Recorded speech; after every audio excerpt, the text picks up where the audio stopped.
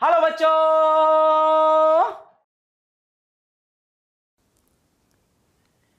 बात बहुत पुरानी है, आज भी पुरानी कहानी है। जीते थे हम पहले भी, जीतेंगे हम आज भी। ना हम पहले किसी के मोहताज थे, ना आज हम किसी के मोहताज हैं।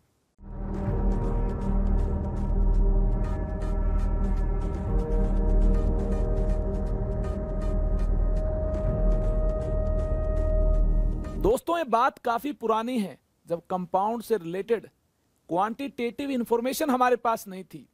और क्वांटिटेटिव इंफॉर्मेशन को हमें एस्टेब्लिश करना था कहीं से, एक्सपेरिमेंट से या फिर हाइपोथेसिस से, थ्योरीज से हमें कुछ इंफॉर्मेशन एक्सट्रैक्ट करनी थी। तो ये बात उस वक्त की है। हम आज लॉज ऑफ केमिकल कॉम्बिनेशन यानी ऐसी थ्योरीज की बात करेंगे, ऐसे हाइपोथेसिस की बात करेंगे, ऐसी स्टेटमेंट्स की बात करेंगे जिससे क्वांटिटेटिव रिलेशनशिप डेवलप हो पाए। जी हाँ, एक्स बी वाई कंपाउंड हमारे पास है, एक्स बी वाई कंपाउंड हमारे पास है, तो कॉन्स्टिट्यूएंट पार्टिकल्स क्या होंगे? Constituent particles A and B items होंगे। जी हाँ, ये कॉन्स्टिट्यूएंट पार्टिकल्स हैं। इनके बीच क्वांटिटेटिव रिलेशनशिप की बात की जाए तो ये हम आज जानते हैं। उस टाइम, काफी पुराने टाइम पहले अगर बात की जाए तो इनके बीच क्वांटिटेटिव रिलेशनशिप की बात नहीं की जा सकती थी, क्योंकि इतनी एडवांस केमिस्ट्री कोई नहीं जानता था। लेकिन आज के टाइम हम जानते हैं number of moles of capital A N A है, and number of moles of capital B N B है। एन ए क्या है? नंबर ऑफ मोल्स ऑफ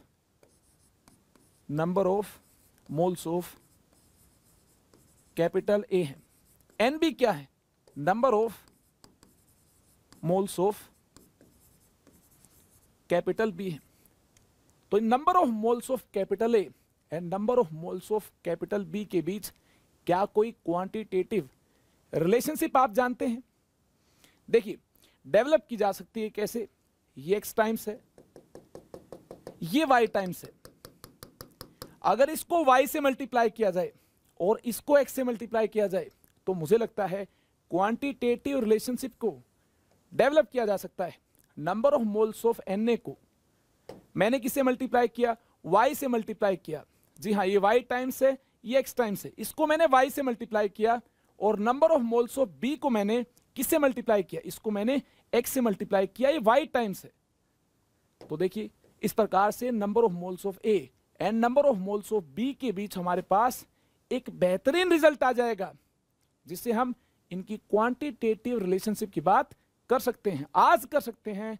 लेकिन पहले इतनी एडवांस केमिस्ट्री कोई नहीं जानता था, इस टाइप की रिलेशनशिप को डेवलप नहीं किया जा सकता था। ये उस वक्त की बात है। जी हां, आज हमें लॉज ऑफ केमिकल कॉम्बिनेशन की बात करनी है, उन पुराने स्टेटमेंट्स की बात करनी है जहां से केमिस्ट्री की शुरुआत हुई है।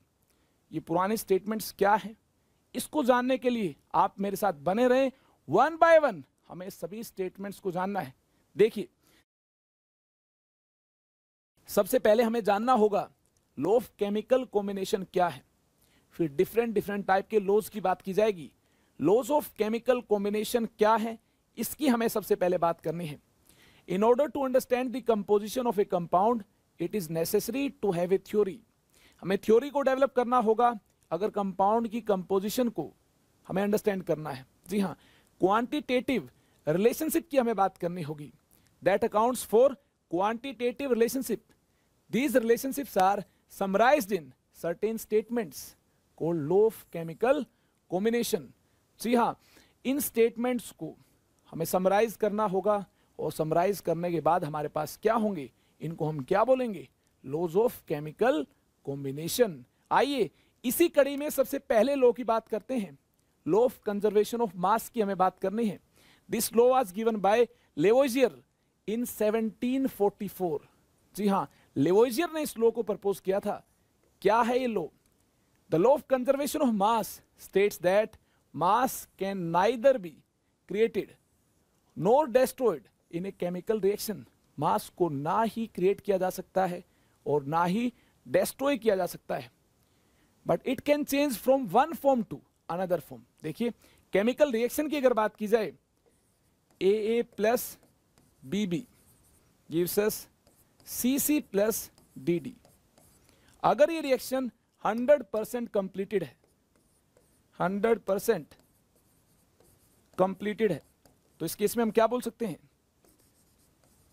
Mass of capital A plus mass of capital B किसके इक्वल होगा, ये इक्वल होगा mass of capital C plus mass of capital D के। या फिर हम ये बोल सकते हैं जितना टोटल मास रिएक्टेंट का होगा उतना ही टोटल मास प्रोडक्ट का होगा। देखिए total mass of reactants, total mass of reactants, total mass of reactants must be equal to total mass of products, total mass of product के इक्वल होगा। ऐसा क्यों होगा, ऐसा इसलिए होगा एटम को ना ही बनाया जा सकता है ना ही एटम को डिस्ट्रॉय किया जा सकता है। जितने एटम्स इधर होंगे रिएक्टेंट साइड होंगे, रिएक्शन होने के बाद उतने ही एटम्स इधर मिलेंगे, कहां मिलेंगे, प्रोडक्ट साइड मिलेंगे। यानी एटम्स का नंबर अगर कंजर्व्ड है तो मास भी क्या होगा, कंजर्व्ड होगा। जितना टोटल मास रिएक्टेंट्स का होगा उतना ही 100% रिएक्शन होने के बाद प्रोडक्ट्स का क्या होगा, टोटल मास होगा। आइए आगे बात करते हैं। एक बेहतरीन रिएक्शन से इसको अंडरस्टैंड करना होगा, क्या वाकई में ऐसा होता है? जी हां, एटम्स की तो रीअरेंजमेंट होती है। एग्जाम्पल हमारे पास है H2 plus half O2 gives us 1H2। ये देखिए चाचा जी के पास एक तराजू है और लेफ्ट हैंड साइड क्या प्रेजेंट है, H2O2 प्रेजेंट है, राइट हैंड साइड क्या है, H2 है। तो चाचा जी के पास जो H2O2 का मास लेफ्ट हैंड साइड होगा वही मास राइट हैंड साइड किसका होगा, रिएक्शन होने के बाद H2O का होगा। तो देखिए इसको 2 से मल्टीप्लाई करते हैं तो 2H2 plus 1O2 gives us 2H2, यही केस होगा हमारे पास। अब total mass of reactants, total mass of reactants कैसे टोटल मास ऑफ प्रोडक्ट के इक्वल है, टोटल मास ऑफ प्रोडक्ट के इक्वल है, ये हमें देखना है। इसके लिए क्या करना होगा, mass of H2 plus mass of O2 ये करना होगा। देखिए इसको चेक करना है तो मास ऑफ H2, यहां से देखिए mass of H2 plus mass of O2 किसके इक्वल होगा, ये इक्वल होगा मास ऑफ H2 के। जो भी मास H2 का है, जो भी मास H2 का है, जो भी मास O2 का है, यहां पर हमें पुट करना होगा। चलिए पुट करते हैं। H2 का मास क्या है, 1 इंटू 2। O2 का मास क्या है, देखिए 1/2 इंटू ऑक्सीजन का एटॉमिक मास 16, ऑक्सीजन का नंबर क्या है 2 इंटू 2, 1/2 से मल्टीप्लाई किया गया है। तो O2 का मास देखिए क्या है, इसको पुट करना होगा। H2 का मास 2 है, O2 का मास आपके सामने है 16 है, ये 16 है। राइट साइड H2 का मास क्या होगा, ये देखिए एटॉमिक मासेस को यूज करते हुए 1 इंटू 2 प्लस 16 इंटू 1, एक बेहतरीन अंदाज में H2 के मास को हमने रिप्रेजेंट कर लिया है। तो यहां H2 का मास क्या होगा, H2 का मास 18 होगा। क्लियर है बात? तो लेफ्ट हैंड साइड आपको मास क्या मिलता है, H2 का मास 2, O2 का mass 16, total mass 18। Right hand side mass क्या मिलता है, 18 मिलता है। यानी एटम्स की रीअरेंजमेंट हुई है। जितने एटम्स हाइड्रोजन के यहां होंगे, ऑक्सीजन के यहां होंगे, उतने ही एटम्स हाइड्रोजन ऑक्सीजन के यहां होंगे। Hence law of conservation of mass, hence law of conservation of mass is valid। चाचा जी को भी पता है लॉ ऑफ कंजर्वेशन ऑफ मास क्या है, वैलिड है। Law of conservation of mass is valid. I hope ये आपने भी अंडरस्टैंड कर लिया होगा। चलिए आगे चलते हैं। आगे हमें इसके बारे में और डिटेल जाननी है, लिमिटेशन की बात करनी है। Law of conservation of mass fail भी हो जाता है, क्या आप जानते हैं? जस्ट मुझे आपको एक इंफॉर्मेशन देनी है। कुछ पर्टिकुलर टाइप की रिएक्शंस हैं जहां पर law of conservation of mass fail भी हो जाता है, जनरल रिएक्शंस के केस में नहीं होगा।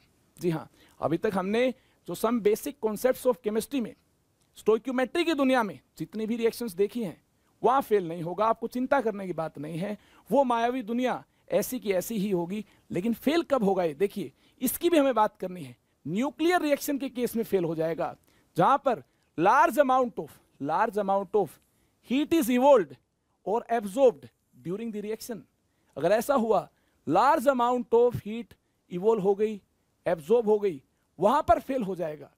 इसके बारे में सबसे पहले आइंस्टाइन ने बताया था, सर आइंस्टाइन ने इसके बारे में बताया है कि जब बहुत ज्यादा एनर्जी रिलीज होगी या एब्जॉर्ब होगी तो उस केस में मास एनर्जी की रिलेशनशिप को डेवलप किया जा सकता है। मास चेंज होगा, आप बिल्कुल सही, क्या चेंज होगा? मास चेंज होगा। मास चेंज होगा, मास एनर्जी इंटरकन्वर्टिबल है, and relation between these two quantities is given by एक फेमस इक्वेशन होती है, E is equal to delta mc square. ये फेमस इक्वेशन है, आइंस्टाइन इक्वेशन है। इस चैप्टर में तो हमें इस इक्वेशन को यूज नहीं करना, लेकिन न्यूक्लियर केमिस्ट्री की जहां बात आएगी, जहां एनर्जी का लार्ज अमाउंट इवोल्व होगा, जहां मास चेंज होगा, जी हाँ, लार्ज अमाउंट एनर्जी का इवोल्व होने से मास डिक्रीज हो जाता है। वो जो मास डिक्रीज होता है उस मास को मास डिफेक्ट बोलते हैं। ये तो डेल्टा एम है, ये क्या है? ये मास डिफेक्ट है। कितनी एनर्जी के कोरस्पोंडिंग कितना मास डिफेक्ट आएगा, ये E is equal to delta mc square से हम आसानी के साथ कैलकुलेट कर पाएंगे। और C क्या है? C is speed of light है। आई होप ये आप जानते होंगे। तो इसको हमें नॉर्मल रिएक्शंस पर अप्लाई नहीं करना है, इसको अप्लाई करना है न्यूक्लियर रिएक्शंस के केस में। इनकी अलग दुनिया होती है न्यूक्लियर रिएक्शंस की, ये हम बाद में देखेंगे। आई होप ये आपने अंडरस्टैंड कर लिया है। जो रिएक्शंस हमने स्टोइक्योमेट्री की दुनिया में देखी है, वहां पर इसको अप्लाई नहीं करना है, यानी वहां पर लॉ ऑफ कंजर्वेशन ऑफ मास बिंदास वैलिड होगा। लेकिन न्यूक्लियर रिएक्शंस के केस में हमें मास डिफेक्ट को कंसिडर करना होगा। अभी न्यूक्लियर रिएक्शन का पार्ट तो हमें यहां पर डिस्कस नहीं करना है, तो हम आगे बढ़ सकते हैं, आगे चल सकते हैं। देखिए, ध्यान से देखिए, अगर आप law of conservation of mass में बेहतरीन अंडरस्टैंडिंग बनाना चाहते हैं तो हमें कुछ क्वेश्चंस की प्रैक्टिस करनी होगी और हम महारत हासिल कर पाएंगे इसके बाद law of conservation of mass में। क्वेश्चन देखिए क्या है, आपके सामने है। When 4.2 gram of sodium hydrogen carbonate NaHCO3 is added to a solution of HCl weighing 10 gram, क्या होगा? ध्यान से देखिए, रिएक्शन होगी NaHCO3 प्लस HCl। ये एसिड है, आप जानते होंगे। ये क्या है? सोडियम हाइड्रोजन कार्बोनेट और सोडियम बाइकार्बोनेट, ये बेसिक होता है। रिएक्शन होगी, NaCl के साथ क्या बनाएगा? NaCl। और ये देखिए HCO3 H के साथ क्या बनाएगा? ये बनाएगा H2CO3। H2CO3 अनस्टेबल होता है, ये H2O एंड CO2 में डिकम्पोज हो जाएगा। इसके बारे में आगे आपको बताया गया है। It is observed that 2.2 gram of CO2 is released. देखिए, अगर H इसके साथ कंबाइन होगा तो CO2 कब रिलीज होगी? जब ये डिकम्पोज होगा। ये कार्बोनिक एसिड है, ये क्या है? कार्बोनिक एसिड है। ये डिकम्पोज होगा, CO2 गैस रिलीज होगी। आगे देखिए, the residue left behind is found two way 12 ग्राम। जो रेसिड्यू यानी बचा हुआ सॉल्यूशन जो भी होगा, यहां पर H2O के साथ जो भी कंपाउंड प्रेजेंट है उसका वेट आपको गिवन है। CO2 के रिलीज होने के बाद रेसिड्यू क्या है? CO2 के रिलीज होने के बाद जो रिमेनिंग पार्ट होगा उसका वेट आपको गिवन है 12 ग्राम। यानी 12 ग्राम में क्या क्या होगा? पानी होगा और NaCl होगा। ये 12 ग्राम है, ये आपको गिवन है। 12 ग्राम ये आपको गिवन है। और कितनी CO2 रिलीज हुई है एटमॉस्फेयर में? 2.2 ग्राम रिलीज हुई है। अब देखिए, NaHCO3 का मास आपको क्या गिवन है? 4.2 ग्राम गिवन है। HCl का मास आपको क्या गिवन है? 10 ग्राम गिवन है। ये 10 ग्राम गिवन है। यहां पर क्या करना है? Prove that these observation are in agreement with law of conservation of mass. ये हमें प्रूव करना है। इस केमिकल रिएक्शन पर law of conservation of mass applicable होगा। तो देखिए, total mass of reactants must be equal to total mass of reactants must be equal to total mass of products. Reactants का टोटल मास प्रोडक्ट के total mass के equal होना चाहिए, तब हम बोल पाएंगे law of conservation of mass applicable है। और ऐसा होगा भी, देखिए कैसे। रिएक्टेंट कौन कौन है? NaHCO3 and HCl। तो mass of NaHCO3 plus mass of HCl। Left side तो इनकी मास को ऐड करना होगा। राइट साइड देखिए, प्रोडक्ट साइड कौन कौन है, ये आपके सामने NaCl H2CO3, NaCl H2CO3, या फिर H2CO3 के अलावा हम क्या लिख सकते हैं? H2OCO2। देखिए राइट साइड हमारे पास है कौन कौन? NaCl, मास ऑफ NaCl, या तो हम लिख सकते हैं मास ऑफ H2CO3 या फिर mass of CO2 plus mass of H2O, mass of H2O plus mass of CO2। ये मासेज आपको गिवन है। देखिए रेसिड्यू का मास आपको गिवन है, यानी mass of NaCl plus mass of H2O, ये आपको गिवन है। क्या मास आपको रेसिड्यू का गिवन है? 12 ग्राम रेसिड्यू का मास गिवन है, 2.2 ग्राम CO2 गैस का मास गिवन है। और रिमेनिंग पार्ट क्या होगा? जी हाँ, CO2 रिलीज होने के बाद जो भी पार्ट होगा, जो भी सॉल्यूशन होगा, ये रेसिड्यू होगा। इसका मास भी आपको गिवन है 12 ग्राम, इसका मास आपको गिवन है। अब बारी है रिएक्टेंट के मास की। अगर आप ध्यान से देखें इसके डेटा को, NaHCO3 का मास 4.2 ग्राम है, HCl का मास 10 ग्राम है। देखिए इसका मास 4.2 ग्राम है और HCl का मास क्या है? 10 ग्राम है। इसको ऐड करने के बाद रिएक्टेंट का टोटल मास क्या मिलता है? ये मिलता है 14.2, और इसको ऐड करने के बाद भी ये क्या मिलता है? 14.2। यानी ये दोनों इक्वल हैं। इक्वल है कि नहीं है? आई होप आपने भी इनको इक्वल बना लिया होगा। इक्वल है ही तो इक्वल तो आ ही जाएंगे। क्लियर है बात? अगर ये इक्वल है तो हम बोल सकते हैं law of conservation of mass, law of conservation of mass is valid. ये प्रूव हो चुका है। आइए आगे चलते हैं। अगर आप इस क्वेश्चन को अटेम्प्ट कर चुके हैं तो ये क्वेश्चन तो देखते ही हो जाना चाहिए। यहां देखिए, मर्क्यूरिक ऑक्साइड हीट करने पर मरकरी एंड ऑक्सीजन में टूट जाएगा, अनस्टेबल है, टूट जाएगा। यहां पर मरकरी का मास 92.6 है, ऑक्सीजन का मास x है और मर्क्यूरिक ऑक्साइड का मास 100 है। हमें यहां पर बात करनी है ये x क्या होगा, इसकी क्या वैल्यू होगी, इसकी बात करनी है। तो इसके ऊपर हमें law of conservation of mass apply करना है। Total mass of reactants, total mass of reactants किसके इक्वल होगा? ये इक्वल होगा प्रोडक्ट के टोटल मास की, टोटल मास ऑफ प्रोडक्ट। तो देखिए प्रोडक्ट का टोटल मास क्या होगा? प्रोडक्ट का टोटल मास होगा total mass of mercury plus total mass of oxygen होगा। तो ध्यान से देखिए, मर्क्यूरिक ऑक्साइड हीट करने पर इस प्रकार से डिकम्पोज करता है और एक एक्सपेरिमेंट में 100 ग्राम मर्क्यूरिक ऑक्साइड आपको गिवन है, जिसमें से 92.6 ग्राम आपको क्या मिल जाएगा? मर्करी मिल जाएगा। और रिमेनिंग मास किसका होगा? ऑक्सीजन का मास होगा। तो यही तो करना होगा हमें। हमें क्या करना होगा? टोटल मास 100 से इक्वेट करना होगा टोटल मास ऑफ प्रोडक्ट, यानी 92.6, ये है mass of mercury plus mass of O2 को। O2 का मास ही तो क्या है? ये कैपिटल X है। तो देखिए मास ऑफ O2 यहां से क्या मिलता है?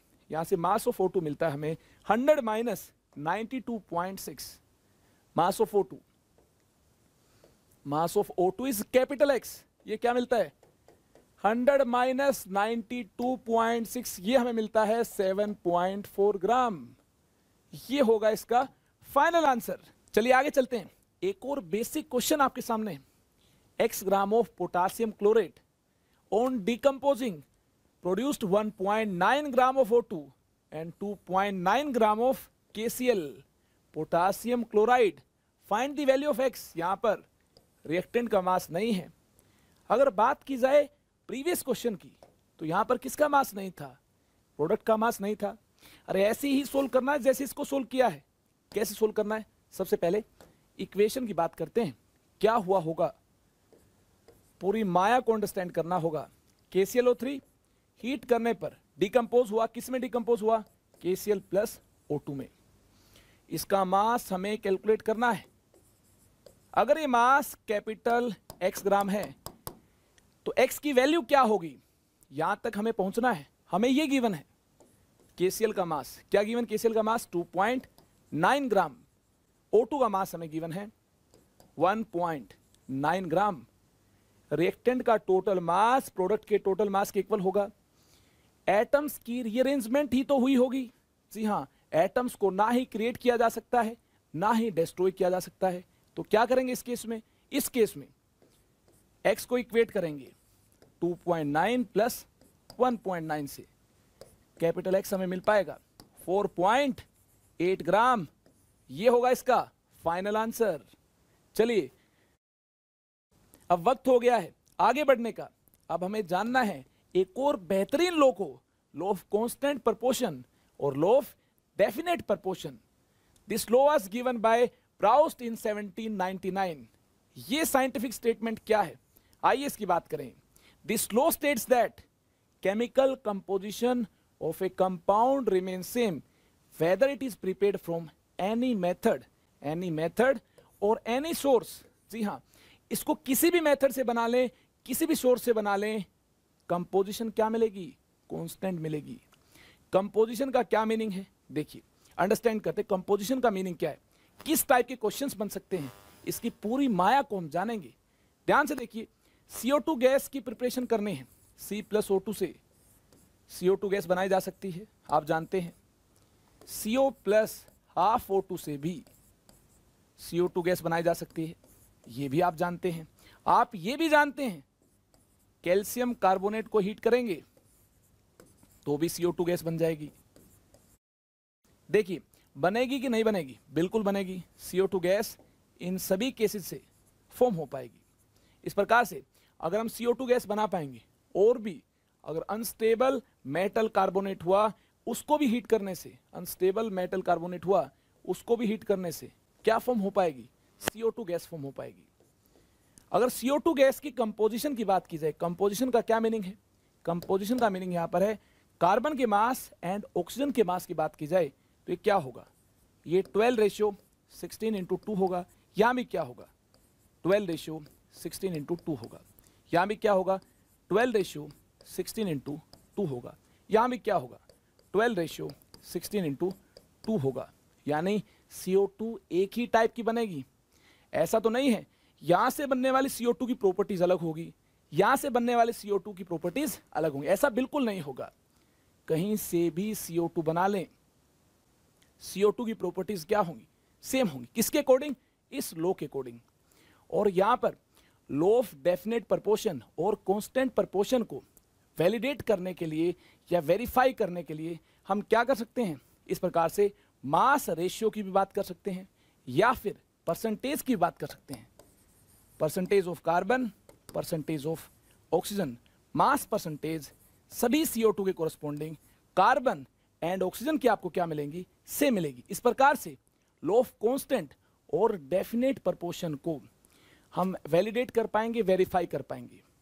आई होप ये आपने अंडरस्टैंड कर लिया है। ऐसे ही अगर वाटर की बात की जाए, ऐसे ही अगर H2O की बात की जाए, वाटर की बात की जाए, अगर हमारे पास सी वाटर है, क्या है, सी वाटर है, या फिर रिवर वाटर है, रिवर वाटर है, गंगा जल है, तो क्या होगा, गंगा जल है, होगा कुछ नहीं।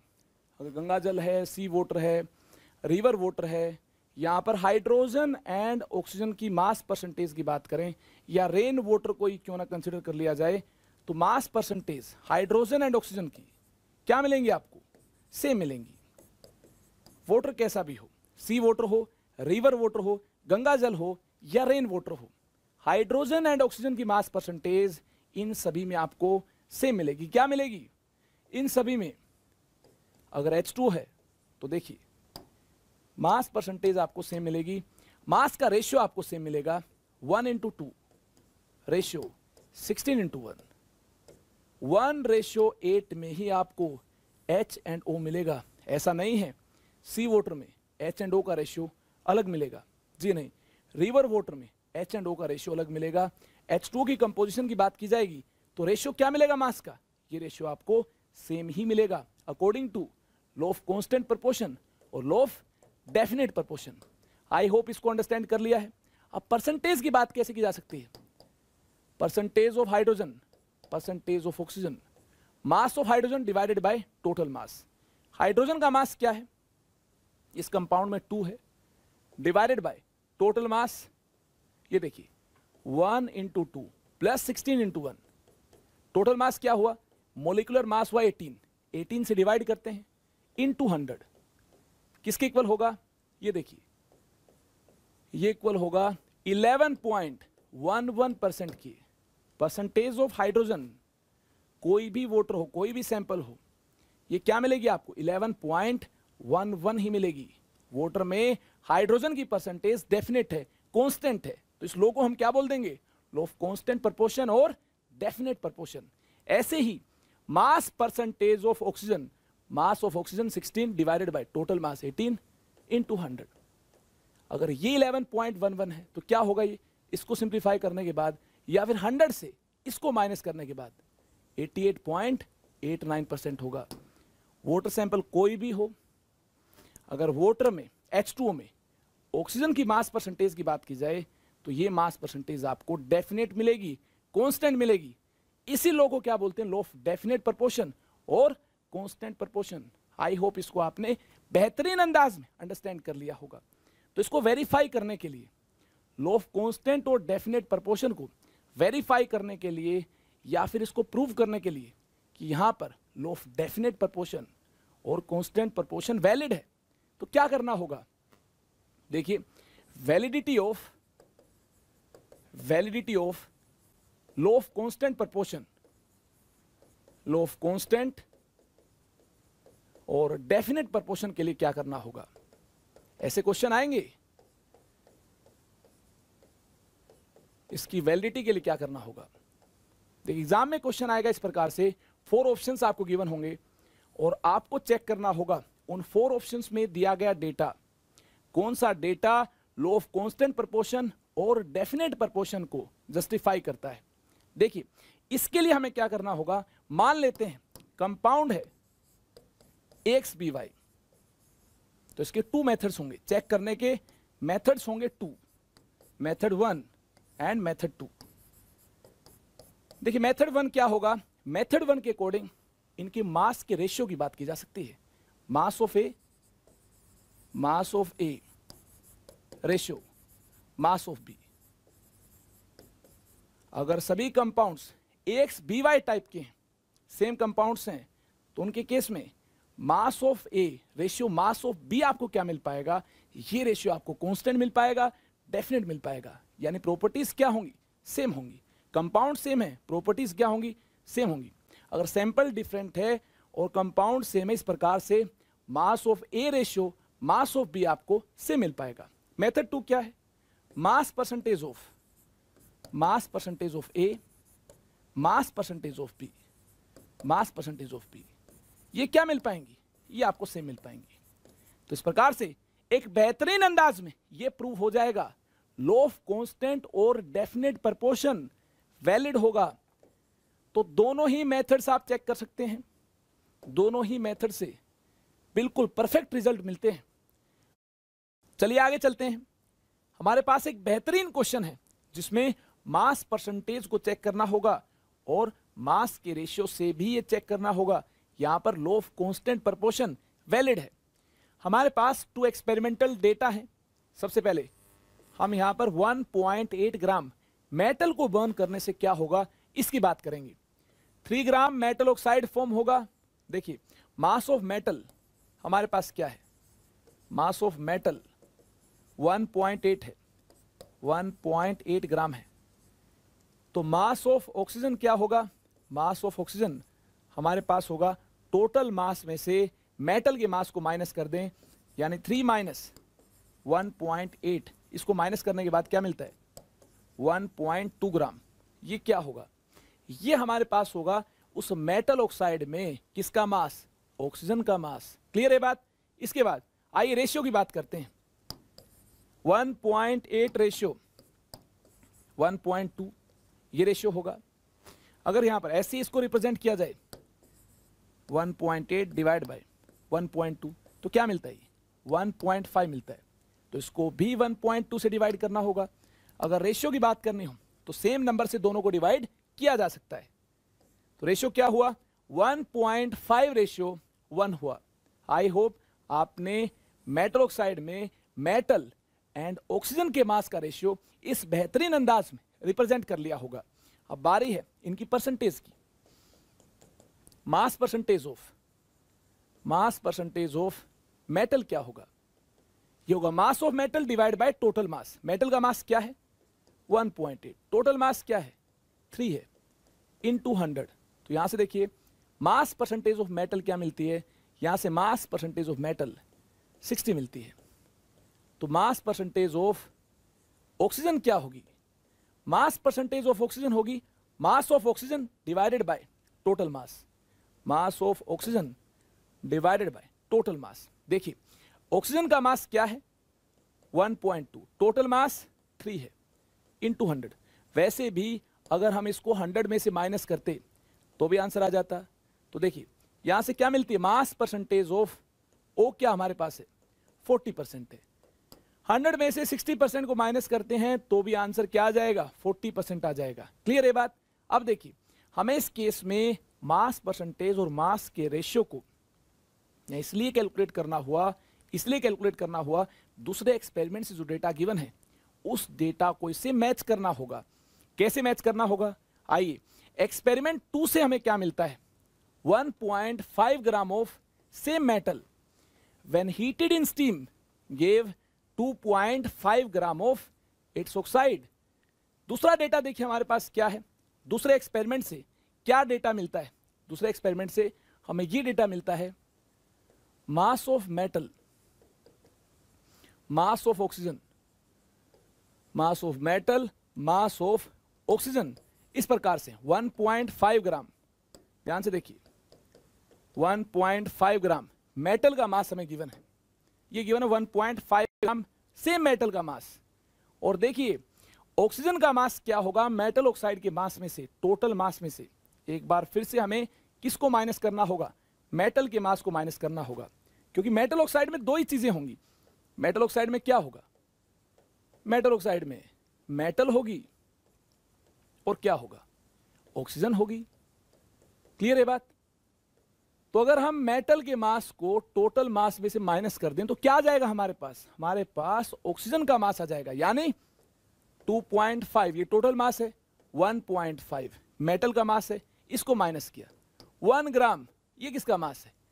ये हमारे पास ऑक्सीजन का मास है। आई होप इसको आपने अंडरस्टैंड कर लिया होगा। ऑक्सीजन का मास हमारे पास क्या है?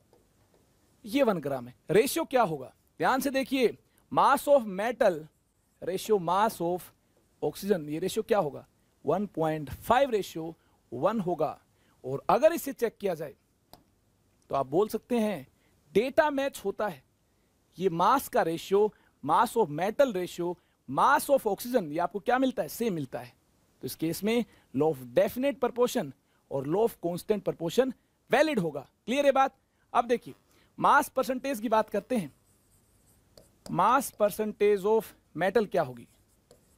Mass percentage of metal, mass of metal 1.5 divided by total मास, ये 2.5 था, इनटू 100। 5 3 जा 15, 5 5 जा 25। यहां से देखिए 5 2 जा 10, 60% क्या मिलती है? 60% मेटल मिलती है। ऐसे ही मास परसेंटेज ऑफ ऑक्सीजन आपको क्या मिलती है? ऑक्सीजन का मास क्या है? 1 divided by total mass 2.5 into 100, into 100। ये परसेंटेज देखिए क्या मिलती है? ये 40 मिलती है। देखिए मास का रेशियो भी मैच करता है और मास परसेंटेज भी मैच होती है। इस प्रकार से बेहतरीन अंदाज में हमने प्रूव कर लिया है मास परसेंटेज अगर मैच होती है और मास का रेशियो अगर मैच होता है तो लॉ ऑफ कांस्टेंट प्रोपोर्शन और लॉ ऑफ डेफिनेट प्रोपोर्शन क्या होगा? वैलिड होगा। तो इस केस में लॉ ऑफ डेफिनेट प्रोपोर्शन और लॉ ऑफ कांस्टेंट प्रोपोर्शन क्या है, वैलिड है। आइए एक और क्वेश्चन आपके सामने है, देखते ही इसका आंसर आ जाएगा। SO2 gas can be prepared by burning sulphur in oxygen. देखिए फर्स्ट पार्ट में क्या होगा, S + O2 gives us SO2, SO2 बन जाएगी। अब बारी है सेकेंड पार्ट की, reacting sodium sulphide with dilute H2SO4। देखिए सेकेंड पार्ट में क्या होगा, SO2 गैस बनेगी, सोडियम सल्फाइड है Na2SO3 और इसमें क्या ऐड कर दिया, H2SO4 ऐड किया, तो क्या फॉर्म होगा। देखिए NaSO4 के साथ क्या फॉर्म करता है, Na2SO4, और यहां देखिए हाइड्रोजन एंड SO3 ये क्या फॉर्म करते हैं, H2SO3, और ये डिकम्पोज करने के बाद H2O एंड SO2 फॉर्म होगा, SO2 गैस रिलीज होगी, यहां से भी क्या रिलीज होगी, SO2 गैस। तो पार्ट 1 पार्ट 2 में आपको ये गिवन है। पार्ट 3 में देखिए क्या गिवन है, heating copper with concentrated H2SO4। देखिए कॉपर को अगर कंसंट्रेटेड H2SO4 से हीट करते हैं, it is found that in each case sulphur and oxygen combined in the ratio of 1:1। देखिए थर्ड पार्ट में क्या हुआ होगा, इसकी भी बात कर लेते हैं।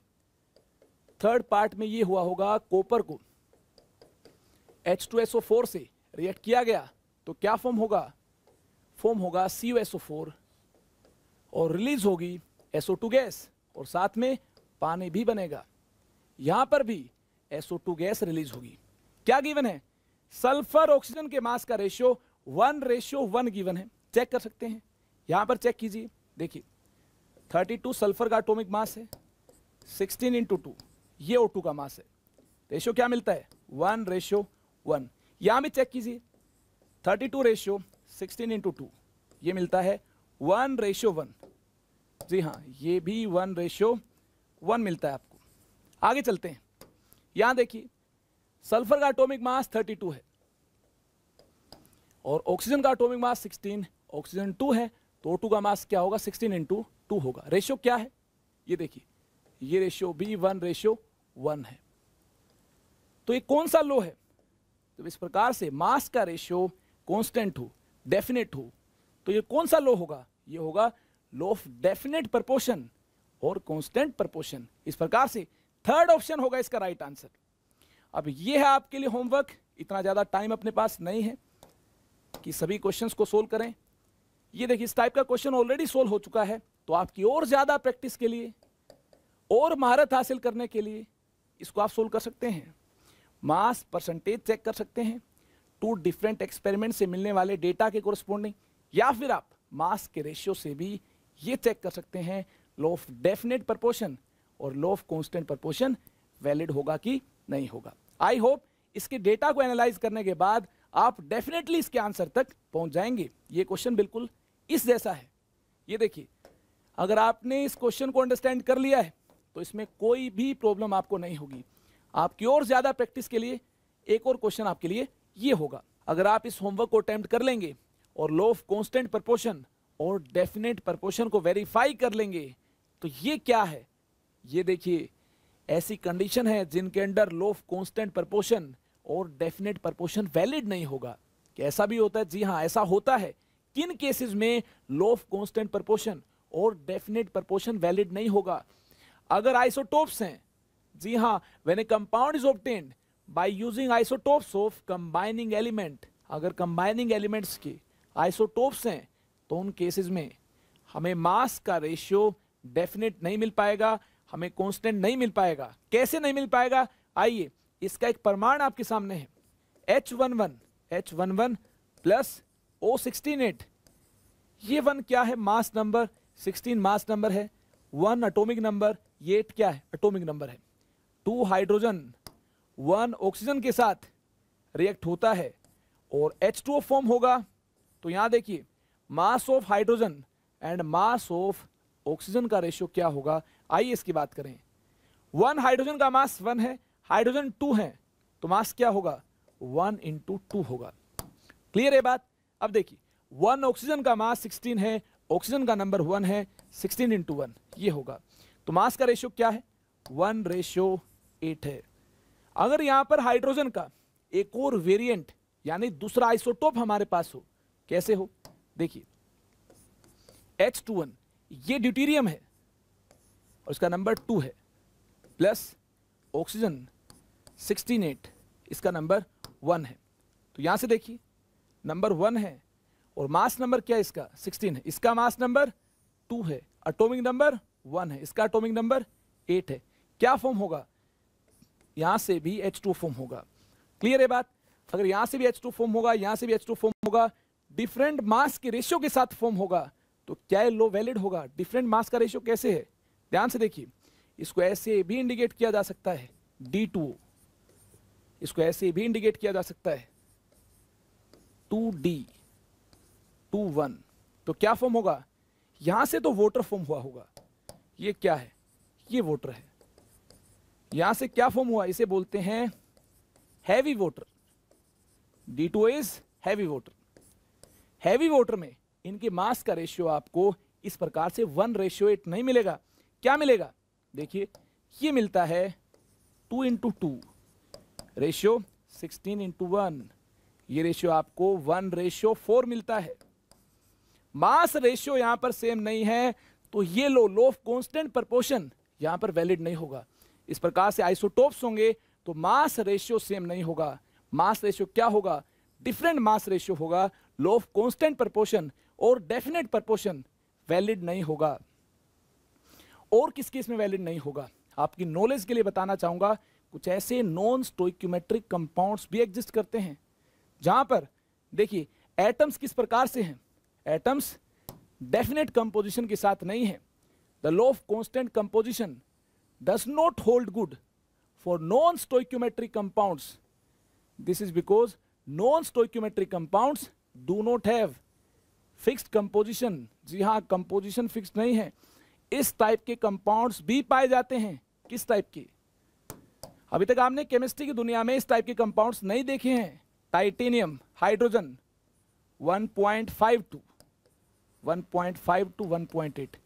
जब कंपोजिशन ही फिक्स नहीं है तो क्या मास का रेशियो आपको डेफिनेट मिलेगा? जी नहीं, कांस्टेंट मास रेशियो नहीं मिलेगा, डेफिनेट मास रेशियो नहीं मिलेगा। डेफिनेट मास रेशियो नहीं मिल पाएगा। नहीं मिल पाएगा तो लॉ ऑफ कांस्टेंट प्रोपोर्शन और डेफिनेट प्रोपोर्शन यहां पर वैलिड नहीं होगा। इन कंपाउंड्स की पूरी माया जानने के लिए आपको इंतजार करना होगा डी ब्लॉक का। इस टाइप के compounds D block elements form करते हैं। तो डी ब्लॉक को जब डिटेल में यहां पर कवर किया जाएगा तो वहां पर इन कंपाउंड्स की पूरी माया आप जान पाएंगे।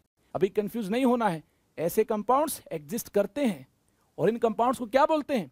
Non stoichiometric compounds. तो यहां पर अगर डेफिनेट कंपोजिशन नहीं होगी, फिक्स कंपोजिशन नहीं होगी, तो डेफिनेट मास रेशियो भी नहीं होगा। चलिए वक्त हो गया है लॉ ऑफ मल्टीपल प्रोपोर्शन को अंडरस्टैंड करने का। Law of multiple proportion was given by Dalton in 1803। एक फेमस साइंटिस्ट थे डाल्टन, जिन्होंने काफी सारी केमिस्ट्री में छोटी छोटी मोटी मोटी बातें कही हैं और काफी सारी बातें सही भी हैं।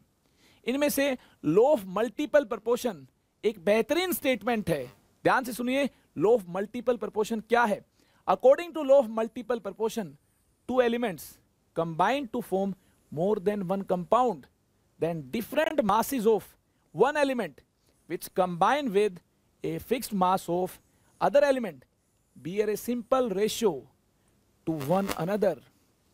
हो सकता है काफी कंफ्यूजिंग लगी हो ये स्टेटमेंट, लेकिन एग्जाम्पल को जानने के बाद आप एक बेहतरीन अंदाज में इस स्टेटमेंट को फील कर पाएंगे और अंडरस्टैंड कर पाएंगे। देखिए, इसके लिए मेरे पास यहां पर 2 ऑक्साइड्स हैं। किस प्रकार से? जब कार्बन ऑक्सीजन के साथ रिएक्ट करता है तो 2 ऑक्साइड्स फॉर्म होंगे, CO, CO2, इस प्रकार से। तो यह स्टेटमेंट में आपने ध्यान दिया हो, ये गिवन है। एक एलिमेंट का मास फिक्स्ड होगा। ये देखिए, कार्बन का मास क्या है? फिक्स्ड है। क्या है? 12 है। कार्बन का मास 12 है।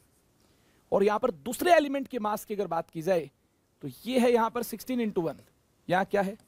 16:2 है। ये फिक्स नहीं है, ये डिफरेंट है। इन डिफरेंट मासेस के रेशियो की बात करें, इन डिफरेंट मासेस के रेशियो की बात करें तो ये रेशियो क्या होगा? 1:2 होगा। जी हाँ, ऑक्सीजन के मास रेशियो की बात करें, जो ऑक्सीजन यहाँ है एंड यहाँ है, तो रेशियो क्या मिलेगा? रेशियो लेने पर 1:2 मिलता है, जो कि क्या है? सिंपल रेशियो है। अगर ये सिंपल रेशियो है तो यहाँ पर law of multiple proportion valid होगा। आप सोच रहे होंगे सिंपल रेशियो से क्या पता चलता है, कौन सी इंफॉर्मेशन मिलती है? वेट कीजिए, आप इस पॉइंट पर भी लौटेंगे, जरूर लौटेंगे। उससे पहले हमें कुछ और एग्जांपल्स को भी जानना होगा। चलिए आगे बात करते हैं। सल्फर ऑक्सीजन के साथ रिएक्ट करता है, कंबाइन करता है, तो क्या फॉर्म होगा? सल्फर के ऑक्साइड फॉर्म होंगे, सल्फर प्लस O2। ध्यान से देखिए, सल्फर रिएक्ट होता है ऑक्सीजन के साथ, तो क्या फॉर्म होगा? ये आपके सामने है। SO2 फॉर्म होगा, SO3 फॉर्म होगा। S plus O gives us SO2 और SO3। इस प्रकार से सल्फर के ऑक्साइड्स फॉर्म होंगे। यहां देखिए, फिक्स्ड मास किसका है? फिक्स्ड मास किसका है? सल्फर का मास फिक्स्ड है 32, ये फिक्स्ड मास है। डिफरेंट मासेस किसके हैं? डिफरेंट मासेस ऑक्सीजन के हैं। ये क्या है? 16 × 2, 16 × 3। डिफरेंट मासेस के रेशियो की बात की जाए तो एक बार फिर से ये रेशियो आपको सिंपल होल नंबर रेशियो मिलता है। क्या मिलता है? 2:3 मिलता है। आई होप इसको आपने अंडरस्टैंड कर लिया है। देखिए, फिक्स्ड मास के साथ दूसरे एलिमेंट के जो डिफरेंट मासेस कंबाइन होंगे, इनका रेशियो क्या है? ये रेशियो सिंपल होल नंबर में आपको मिलता है। क्यों मिलता है? इसका क्या मीनिंग है? इसकी पूरी माया को जानेंगे। उससे पहले हमारे पास कंपाउंड्स का एक और सेट है। ध्यान से देखिए, ऐसा डाल्टन ने भी किया था। काफी इस टाइप के कंपाउंड्स को देखा, परखा, उसके बाद जाना और उसके बाद एक साइंटिफिक स्टेटमेंट को हमारे सामने रखा, जो कि एक फेमस लॉ के नाम से प्रसिद्ध है। और इस स्टेटमेंट को हम जानते हैं। स्टेटमेंट क्या है? Law of multiple proportion. Nitrogen plus oxygen, variety of oxides nitrogen के एग्जिस्ट करते हैं। आपने देखे होंगे, सुना होगा इनके बारे में। N2O, N2O3, N2O4, N2O4, N2O5। अब देखिए, यहां पर ध्यान से देखने के बाद क्या मिलता है? नाइट्रोजन का मास क्या है? फिक्स्ड है। ये नाइट्रोजन का फिक्स्ड मास है। और जो डिफरेंट मासेस दूसरे एलिमेंट की इसके साथ रिएक्ट होते हैं, कैसे? जैसे 16 × 1, जैसे 16 × 3, जैसे 16 × 4, जैसे 16 × 5, ये रिएक्ट होते हैं। अगर इनके मास रेशियो की बात की जाए यहां पर, ये क्या होगा? देखिए, इसके मास का रेशियो इसके साथ लेंगे, ये इसके मास का रेशियो इसके साथ लेंगे, ये इसके मास का रेशियो इसके साथ कंसिडर करते हैं, या इन सभी के मास का रेशियो इस प्रकार से कंसिडर करते हैं। 16 × 1 रेशियो, 16 × 3 रेशियो, 16 × 4 रेशियो, 16 × 5, तो 16, 16, 16, 16 ये कैंसिल हो जाएगा। क्या मिल पाएगा हमें? हमें मिल पाएगा 1:3, 4:5। Again simple whole number ratio मिल पाएगा। अब वापिस चलते हैं, स्टेटमेंट की तरफ वापिस चलते हैं। यहां देखिए, different masses of one element which combine with fixed mass of another element bear a simple ratio to one another। ऐसा क्यों हुआ है? ऐसा इसलिए हुआ है, एटम्स डिविजिबल नहीं होते हैं। एटम का फ्रैक्शनल पार्ट किसी के साथ कंबाइन नहीं होगा। एटम्स होल नंबर में ही कंबाइन होंगे। एक एटम होगा, 2 एटम्स होंगे, 3 एटम्स होंगे, 4 एटम्स होंगे। तो ऐसे इनके मास की बात की जाएगी तो एटॉमिक मास को इनके नंबर से क्या करना होगा? मल्टीप्लाई करना होगा। जब रेशियो लेंगे तो एटॉमिक मास कैंसिल हो जाएगा। और नंबर अगर होल नंबर है तो रेशियो भी आपको क्या मिलेगा? होल नंबर में ही रेशियो मिलेगा। इस प्रकार से हमने लॉ ऑफ मल्टीपल प्रोपोर्शन को एक बेहतरीन अंदाज में अंडरस्टैंड कर लिया है। देखिए, एक शानदार क्वेश्चन आपके सामने है। Hydrogen peroxide and water contain 5.93% and 11.2% hydrogen respectively. ये डेटा आपके सामने है। तो क्या करना होगा इस केस में? हमें इस कंपोजिशन को एक बेहतरीन अंदाज में अंडरस्टैंड करना होगा। कैसे? एक क्वेश्चन आप देख लें, एक क्वेश्चन फिर आपके लिए होमवर्क होगा। हाइड्रोजन पेरोक्साइड में क्या क्या गिवन है, आइए इसकी बात करें। हाइड्रोजन एंड ऑक्सीजन हमें गिवन है। तो देखिए, हाइड्रोजन की मास परसेंटेज हमारे पास है हाइड्रोजन पेरोक्साइड में हाइड्रोजन की मास परसेंटेज क्या है? ध्यान से देखिए, यह है 5.93। तो मास परसेंटेज ऑक्सीजन की क्या होगी? देखिए 100 में से इसको माइनस करते हैं, 100 में से इसको माइनस करने के बाद मास परसेंटेज ऑफ ऑक्सीजन हमें मिलती है 94.07। ये आपके सामने 100 में से हाइड्रोजन की मास परसेंटेज को माइनस किया तो मास परसेंटेज ऑक्सीजन की हमारे पास होगी 94.07। अब दूसरी तरफ देखिए क्या है, वाटर में भी H प्रेजेंट है, O प्रेजेंट है। हाइड्रोजन की मास परसेंटेज 11.2 गिवन है, ऑक्सीजन की मास परसेंटेज क्या होगी? 100 में से 11.2 को माइनस करते हैं तो हमें क्या मिलता है? ऑक्सीजन की मास परसेंटेज 88 ध्यान से देखिए 88.8 मिलती है। अब क्या करना होगा? अब हमें इन मास परसेंटेज को मास मानते हुए, मास की तो परसेंटेज है, रेशियो ले सकते हैं। जी हाँ, मास परसेंटेज को मास मानते हुए रेशियो लेना होगा। Mass of hydrogen ratio mass of oxygen, mass of hydrogen ratio mass of oxygen. तो देखिए यहां से रेशियो क्या मिलता है, ये रेशियो इस प्रकार से लेना होगा ताकि हम आसानी के साथ लॉ ऑफ मल्टीपल प्रोपोर्शन को जस्टिफाई कर पाए। देखिए लॉ ऑफ मल्टीपल प्रोपोर्शन को जस्टिफाई तब कर पाएंगे जब किसी एक का मास डेफिनेट होगा, कांस्टेंट होगा, फिक्स्ड होगा। इसके लिए हमें देखिए हाइड्रोजन के मास को फिक्स बनाना होगा। कैसे बनाएंगे? चलिए इसको बना ले 1, यानी जब रेशियो की बात की जाए तो दोनों को सेम नंबर से डिवाइड किया जा सकता है। 1 कैसे बनाया? इसको मैंने 5.93 से डिवाइड किया, जो छोटा नंबर है उससे ही इन दोनों को डिवाइड करना होगा। सेम नंबर 5.93 से मैंने इसको डिवाइड किया, इसको भी डिवाइड किया, 94.07 डिवाइडेड बाय 5.93 तो क्या मिलता है? देखिए ये मिलता है 15.6 मिलता है। ऐसे ही इसको हमें 1 बनाना होगा तो किससे डिवाइड करना होगा? 11.2 से डिवाइड करना होगा। ये क्या हो जाएगा? 1 हो जाएगा। और 88.8 को अगर डिवाइड किया जाए 11.2 से, ये क्या मिलता है?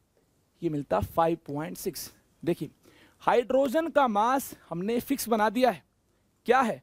1 यहाँ है, 1 यहाँ है। अब क्या करना होगा? जो दूसरे एलिमेंट के डिफरेंट मासेस हैं, जी हाँ दूसरे एलिमेंट के डिफरेंट मासेस हैं, इनके रेशियो की बात करनी है। इनका रेशियो क्या होगा? आगे चलते हैं। देखिए मास of oxygen in hydrogen peroxide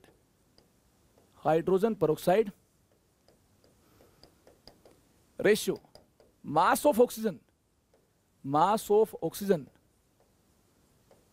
in water.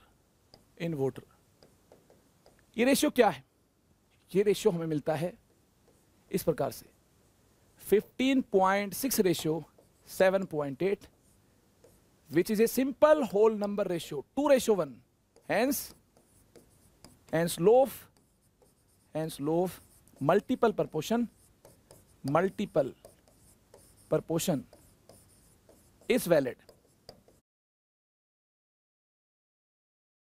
देखिए इस प्रकार से हमने किसी एक एलिमेंट के मास को फिक्स बनाया, डेफिनेट बनाया। कैसे बनाया? इसके लिए हमने क्या किया? जिसका मास सबसे कम है उस नंबर से ही, जो नंबर कम है, जिसका मास कम है, उस मास से ही, उस नंबर से ही हमने इन दोनों को डिवाइड किया। यहां भी 11.1 इससे लेसर है, इससे ही इन दोनों को डिवाइड किया। ये फिक्स मास कांस्टेंट मास क्या हो जाएगा? ये 1 हो जाएगा। इसके बाद डिफरेंट मासेस के रेशियो की बात की। अगर ये ratio simple whole number ratio है तो इस प्रकार से लॉ ऑफ मल्टीपल प्रोपोर्शन क्या हो जाएगा? वैलिड हो जाएगा। आई होप ये आपने भी अंडरस्टैंड किया होगा। अगर आप इसको अंडरस्टैंड कर चुके हैं तो ये देखिए एक और क्वेश्चन आपके सामने है जिसमें आपको लॉ ऑफ मल्टीपल प्रोपोर्शन को वेरीफाई करना है। जी हाँ, law of multiple proportion valid होगा कि नहीं होगा ये आपको चेक करना है। आई होप अभी जितने कॉन्सेप्ट आपको बताए जा चुके हैं उनसे आप आसानी के साथ लॉ ऑफ मल्टीपल प्रोपोर्शन को यहां वेरीफाई कर पाएंगे कि गिवन डेटा इसके साथ एग्रीमेंट में है कि नहीं है। तो इसी के साथ आज इस सेशन में मैं विदाई लेना चाहूंगा। आज इस सेशन में इतना ही। नेक्स्ट सेशन आपके लिए लास्ट सेशन होगा जिसमें हम मेनली कंसंट्रेशन टर्म्स की पूरी माया को अंडरस्टैंड करेंगे। तब तक के लिए आप क्लास नोट्स को रिवाइज करते रहिए, बार बार रिवाइज करते रहिए।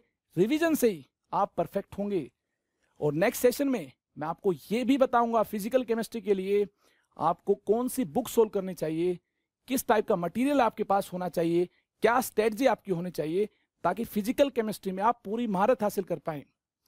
और लास्ट में, इस वीक के लास्ट में कंसेप्ट बूस्टर सेशन को भी अरेंज किया जाएगा, ताकि आपके जेईई एडवांस के कॉन्सेप्ट और ज्यादा स्ट्रॉन्ग हो पाए। तो नेक्स्ट चैप्टर कल के सेशन के बाद हम स्टार्ट कर देंगे। कल लास्ट सेशन होगा। इसी के साथ आज मैं आपसे विदाई लेता हूं, इसी संदेश के साथ, इसी खास बात के साथ। तब तक के लिए आप यूं ही हंसते रहिए, मुस्कुराते रहिए। हमारी मुलाकात यूं ही होती रहेगी और हम ज्ञान बांटते रहेंगे और आप यूं ही सीखते रहेंगे। Thank you very much. Stay connected with me. Bye bye, take care.